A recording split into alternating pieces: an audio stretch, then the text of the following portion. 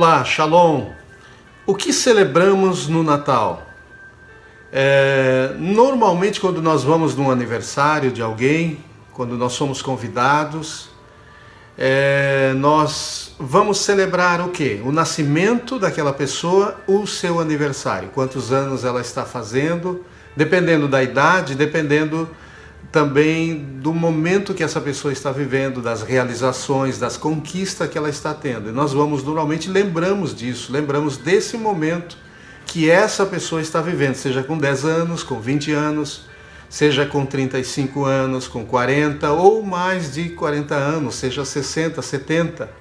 Então, nós não comemoramos o nascimento de alguém, mas comemoramos o aniversário dessa pessoa.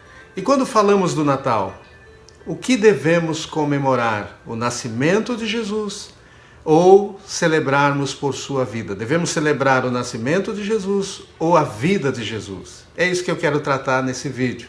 Fique aqui comigo e vamos meditar sobre esse assunto.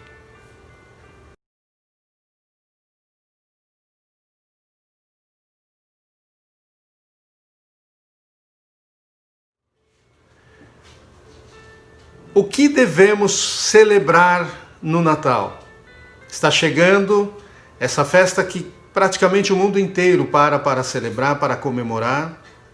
Muitos preparam seus pinheirinhos, suas guirlandas, suas luzes, compram presentes para dar aos seus familiares, amigos, fazem amigo secreto, enfim, são tantas as tradições, as crendices, as crenças que está em torno da celebração e da festa do Natal. Mas muitas vezes nós paramos tão pouco para olhar e ver o que a Bíblia, se devemos celebrar o Natal, o que a Bíblia nos traz de amparo, de inspiração para que possamos estar agradando a Deus e não apenas satisfazendo os nossos anseios, né? E eu quero trabalhar um pouco com vocês esse assunto aqui. O que devemos celebrar no Natal?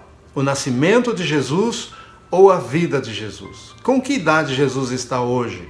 Né? Qual é a sua idade? Né? Qual é as realizações, as obras de Jesus? Se nós formos então em seu aniversário, devemos parar para celebrar ou o nascimento de Jesus, como a tradição nos recomenda, ou celebrarmos a vida de Jesus. E se vamos celebrar a vida de Jesus, qual a sua idade? Quais são as suas obras? Quais são as suas realizações?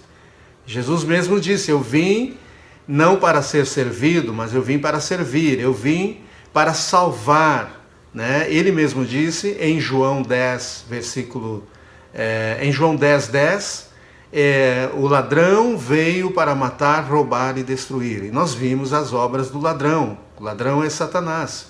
E ele está matando, roubando e destruindo, usando as pessoas, umas para destruir, as outras para odiar, para matar, para roubar, para destruir o ser humano que Deus criou como uma expressão do seu amor, para destruir o seu próximo.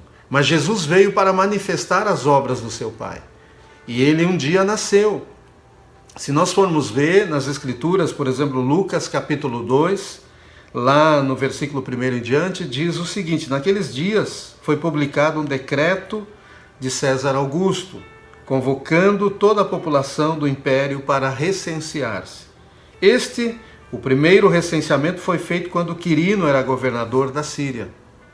Todos iam alistar-se, cada um à sua própria cidade. José também saiu da Galiléia, da cidade de Nazaré, e foi para a Judéia até a cidade de Davi, chamada Belém. Diz na sequência, por ser ele da casa e da família de Davi, a fim de alistar-se com Maria, sua esposa, que estava grávida. E aconteceu que, estando eles ali, chegou o tempo dela ter a criança. Então Maria deu à luz ao seu filho primogênito.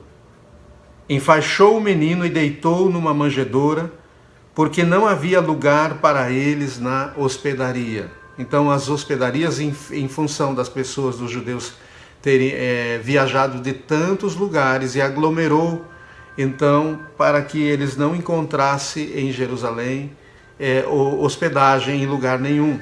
E aí estavam nesse lugar precário, mas foi aonde o menino Jesus veio a este mundo, né? Através do parto e através do nascimento, né? Naquela gestação, Maria talvez não imaginava que ela daria à luz nas condições que deu, né? No versículo 8 diz: havia naquela mesma região pastores que viviam nos campos e guardavam seus rebanhos durante as vigílias da noite. E um anjo do Senhor desceu aonde eles estavam, e a glória do Senhor brilhou ao redor deles, e ficaram tomados de grande temor. O anjo, porém, lhe disse: não tenham medo, estou aqui para lhes trazer a boa nova de grande alegria, que será para todo o povo. É que hoje, na cidade de Davi, lhes nasceu o Salvador, que é o Cristo, o Senhor, que chama-se o Messias, né? O enviado. E isto servirá para vocês de sinal. Vocês encontrarão uma criança envolta em faixas e deitada em manjedoura.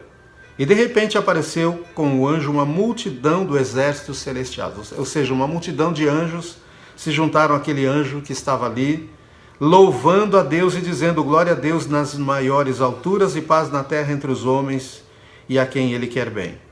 Quando os anjos se afastaram deles, voltaram para Quando os anjos se afastaram deles e voltaram para o céu, os pastores disseram uns aos outros: vamos até Belém e vejamos os acontecimentos que o Senhor nos deu a conhecer.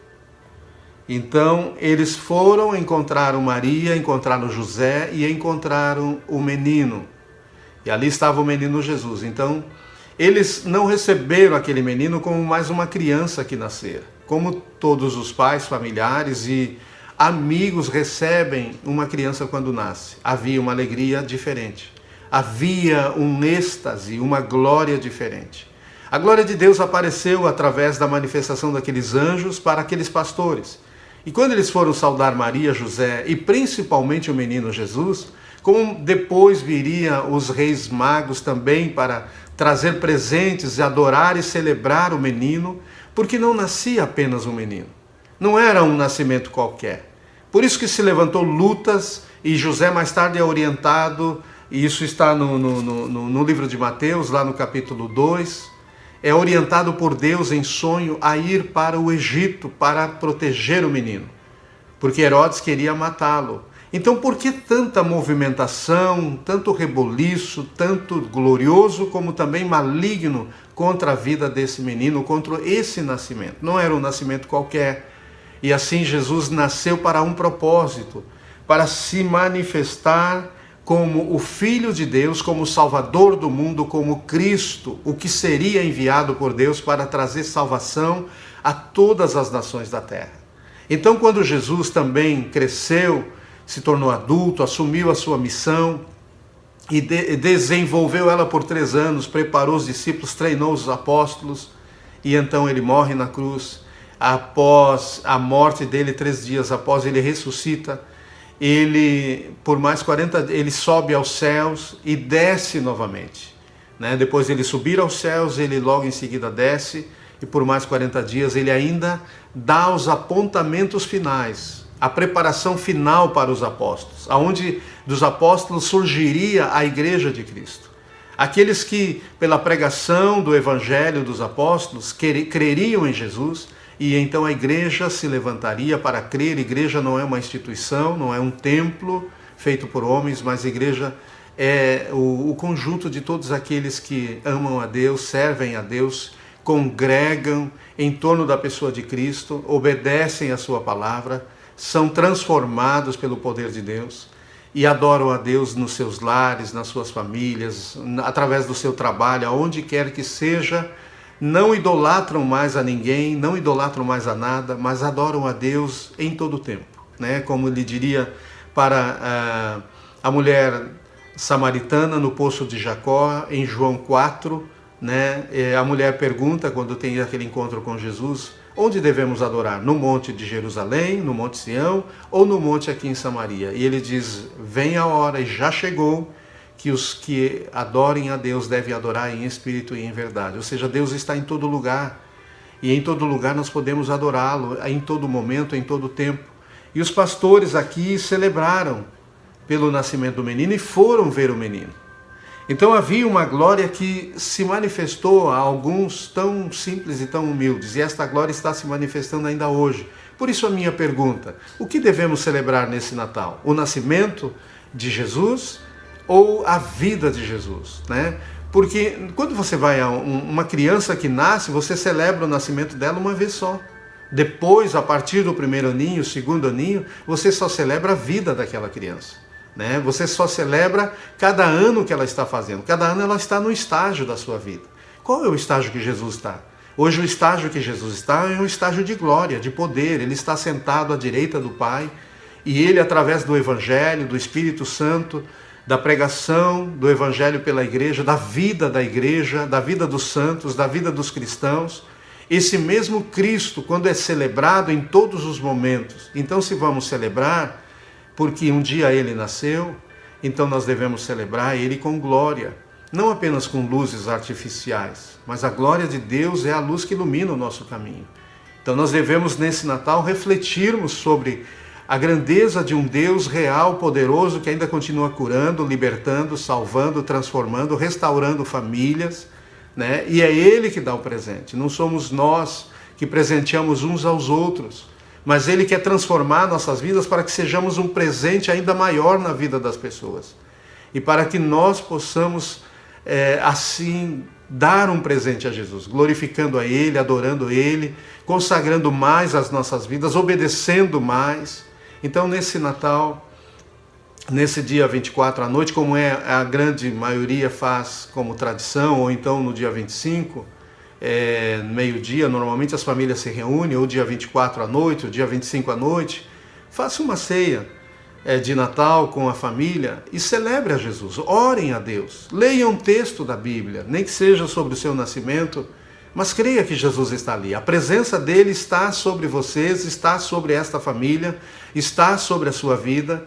Se você ainda não é salvo e só tem comemorado até aqui a tradição, chegou o momento em que você deve abrir mão da tradição para experimentar a realidade da presença de Deus, a realidade do poder de Deus. Esse Cristo que nasceu um dia, ele não nasceu somente para ser celebrado o seu nascimento, mas para ser celebrada a sua vida. Por isso que ele morreu depois, com 33 anos, ele ressuscitou, ele subiu ao céu, ele enviou o Espírito Santo, ele comissionou os cristãos para pregar o Evangelho, para celebrar o seu nome, para celebrar a sua vida. Então, por isso que João 10,10 diz que o ladrão veio para matar, roubar e destruir. Mas ele diz: eu vim para dar vida, e vida com abundância. Então é essa vida que devemos celebrar, esse é o prato, esse é o banquete que nesse Natal nós precisamos celebrar a vida de Cristo, o poder de Cristo, a glória de Cristo, o senhorio de Cristo, o reino de Cristo. Ele está reinando sobre a sua vida. O Evangelho, na verdade, é uma mensagem de poder, é uma mensagem de transformação, é uma mensagem de glória, é uma mensagem de salvação para todos, é uma mensagem de cura para todos. Por isso que Jesus, quando nasceu, criou um rebuliço tão grande, o inferno se agitou. Os homens foram alertados, os pastores foram alertados, os reis foram alertados. Havia uma glória, e essa mesma glória continua hoje. Esta mesma glória quando pregamos o Evangelho, quando nós nos reunimos. Então não podemos ter uma ceia vazia, temos que ter uma ceia cheia da glória de Deus. Se vamos celebrar a Cristo nesse Natal, então precisamos celebrar Ele com um novo coração, com uma nova vida e com uma nova presença de Deus em nossas vidas. Que Deus abençoe grandemente sua vida, sua família, mas que você saiba celebrar então o Natal da forma correta. Renuncie à tradição, renuncie ao ocultismo, renuncie às preocupações. Muitos estão preocupados em ter dinheiro, ter presentes, mas não se dão conta do ano que vivemos. E nesse ano precisamos nos humilhar diante de Deus e reconhecer que nós temos rejeitado Jesus, que nós temos dado pouco espaço para Ele em nossas vidas. Então chegou o momento de nós viver uma vida e não sabemos quanto tempo cada um irá viver ainda, quantos anos cada um irá viver. Mas esses anos é para nós vivermos de acordo com a sua vontade, para que a glória dele se manifeste nas nossas vidas. Ele veio para endireitar os nossos caminhos, mas principalmente para nos dar um novo coração, para salvar você, transformar você, transformar o seu casamento, transformar a sua família, curar os enfermos. E Ele é o mesmo, Ele continua reinando. O seu poder e a sua glória são os mesmos. Na oração do Pai Nosso, em Mateus 6, versículo 9 em diante, ele diz que devemos orar ao Pai e buscar o Pai como nosso Pai, não apenas como seu Pai, buscá-lo em oração. Devemos pedir que o reino dele venha e que ele santifique o seu nome, que ele perdoe os nossos pecados como nós também temos perdoados a quem nos tem ofendido, que ele nos dê o pão e a provisão de cada dia. Mas encerra dizendo que dele é o reino, dele é a glória e dele é o poder para todos sempre. Esse Cristo que hoje celebramos, não mais o seu nascimento, mas a sua vida, ele é o Rei dos Reis e ele é o Senhor dos Senhores. Deixa ele reinar sobre a tua casa, deixa ele reinar sobre a tua vida, deixa ele te abençoar. Em nome de Jesus.